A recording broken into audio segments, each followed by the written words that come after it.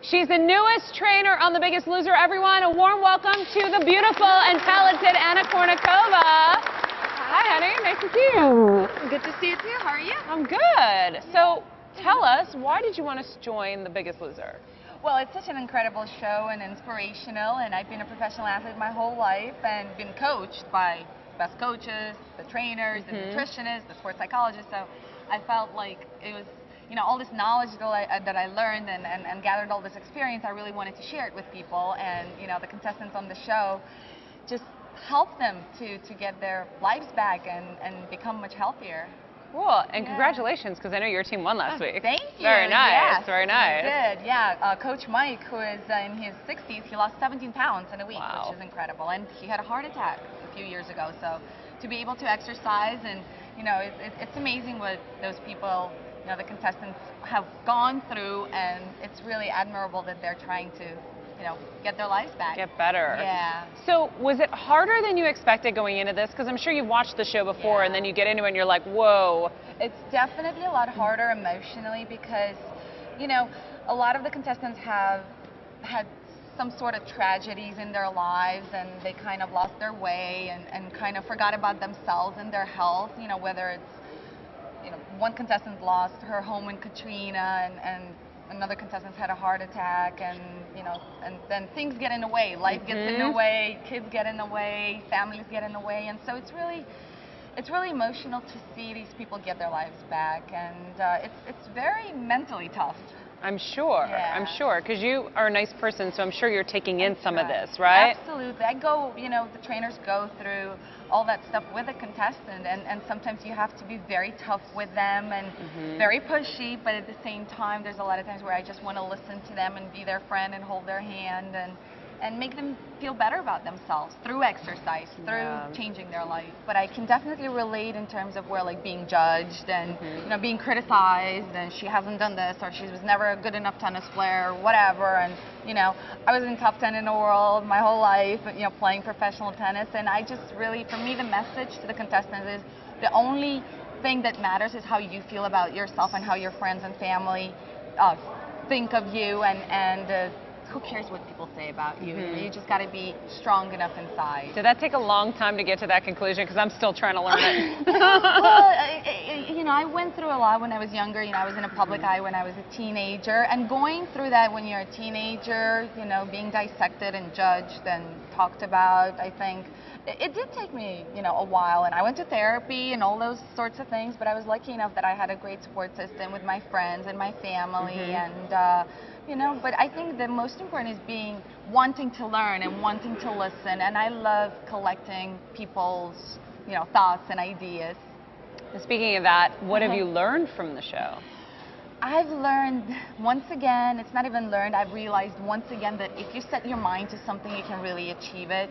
And even if it's small things, I think it's really important to set small goals and to achieve them, because that gives you confidence to go forward and to continue on to the bigger goals instead of, setting an attainable goal and get disappointed if you don't reach it. So at the end of the day, we're really strong, we're human beings, we can figure things out and just go after your opportunities and try to, be a better person.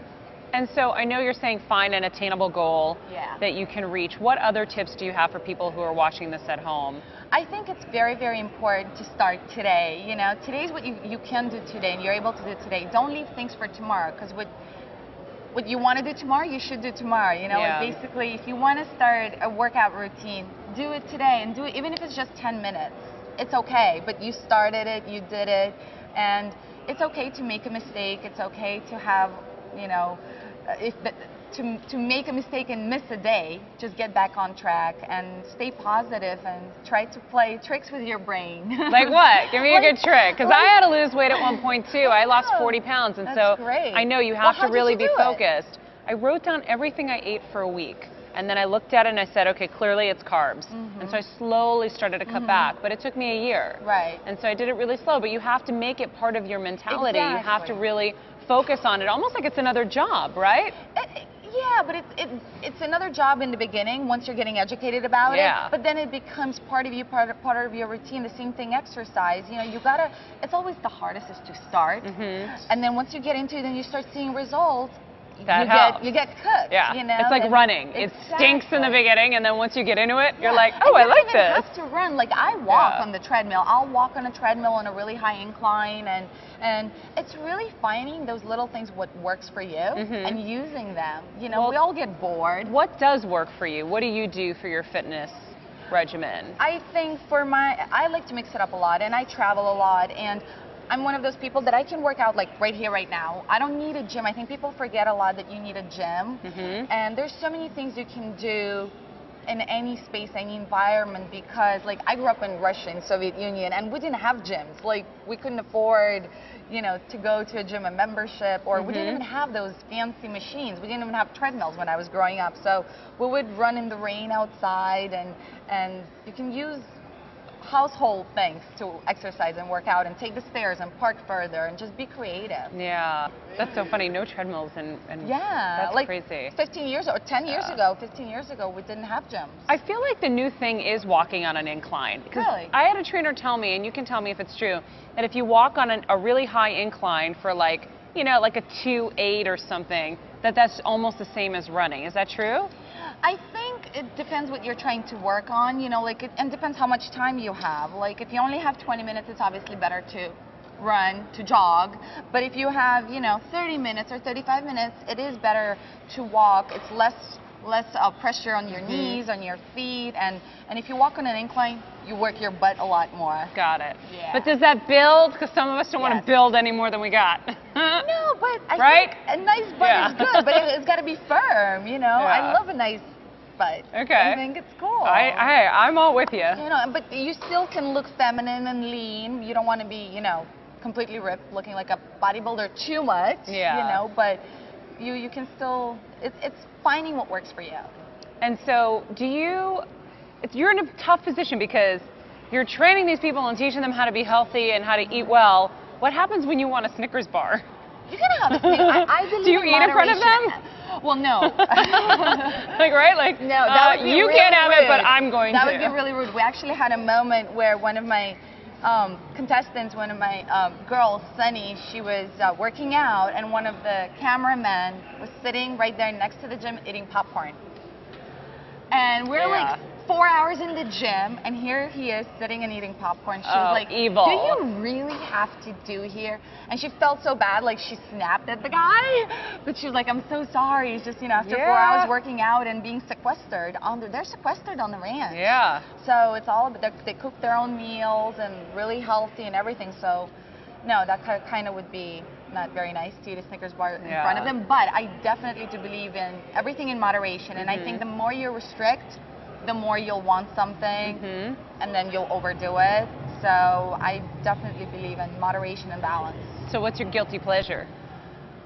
I don't think pleasures are guilty. I love this girl. I don't think they are either. You know, that's why it's like a pleasure. You should enjoy it. You shouldn't be guilty about it. Good point. People need to learn that, actually. You're 100% right. You know, so, but I love pizza. I love chocolate. You know, it's the ice portion. cream, Yeah, Doritos. I'm not crazy about. Yeah, I'm more of a salty and sweet person, kind of like that. But it's not about something specific. I think I'm just kind of like splurge. You know. But I definitely like French fries and stuff like that. But I try to do fried cheesecake. Yes, that's good. That's good. Yeah. But I think it's really important, like, to eat kind of clean and healthy for a couple of days, and then have a day where you can indulge. That's what I do. Yeah. Exactly. Clean and healthy, and then you have your bad day, and then you go back to clean and healthy. Don't call it a bad day, so don't feel bad about it. Okay, I'm never saying it's a bad day anymore. Exactly. We have to live also. Yeah. Okay, I like that. I like that. It's not a bad day, because then we beat ourselves up for it. Yes, exactly. I think that's the biggest problem with women is women are just so mentally violent against themselves. I'm so fat, I'm so ugly, I'm so this, I'm not this enough, I'm not that enough. It's so bad. Yeah, a lot of times, and I think it also depends what's going on around us and if we're PMSing or something. Yeah, exactly. Well, I'd love to challenge you to some tennis. Are you in? Yeah. Table tennis, though. That's fine. Let's do it. All right, let's go. We're going to play a game to 5. Okay. Ready? Yep. Okay. I'm so scared of you now. Why? I've only like played 5 times in my life. Look at this like nice back and forth, and then she's gonna go evil on me. Oh! Yeah, baby! Yes, 1-0. Let's go. All right. Oops. 1-1. Come on. Okay. Oh, shoot. Ooh, one more. 2-1. Okay. Any wagers on this yet? Oh, shoot, shoot, shoot, shoot. 3-1. Come on. Be careful with the table, ladies. Oh, Jesus. You're too smart. I know. 3-2. Game point. I give you a Game point. Okay, okay, here we go. No, I just gave you a point. Because I Oh. caught it with my hand, so that means I lost the point. Oh, smart. Thank you. 3-2, so- Okay, okay. Oh! That was so ugly. 4-2. Okay.